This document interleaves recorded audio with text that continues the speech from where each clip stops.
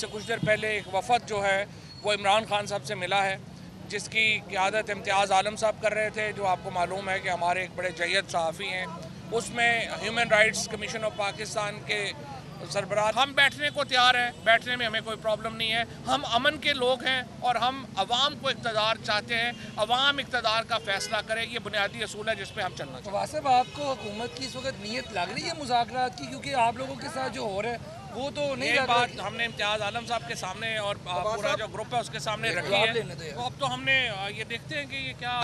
Supreme court के मंसूर अली शाह साहब justice एक ऑर्डर पास किया उनकी बेंच, और उस ऑर्डर के अंदर उन्होंने बड़ा क्लियर बता दिया कि जी बरियत की जो दरखास्तें हैं वो कब कब लगेंगी।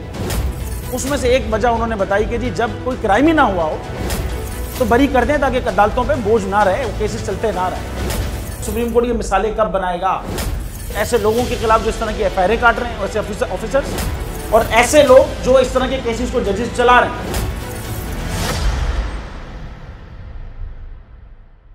रहमत का महीना आ गया है, बख्शिश का सफीना आ गया, होगी मुलाकात उलमाए दीन से,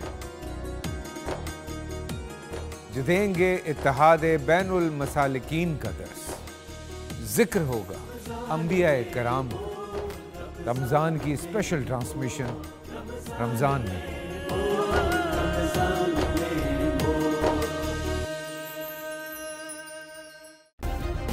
सब्सक्राइब करें और बेल दबाएं ताकि कोई खबर रह न जाए।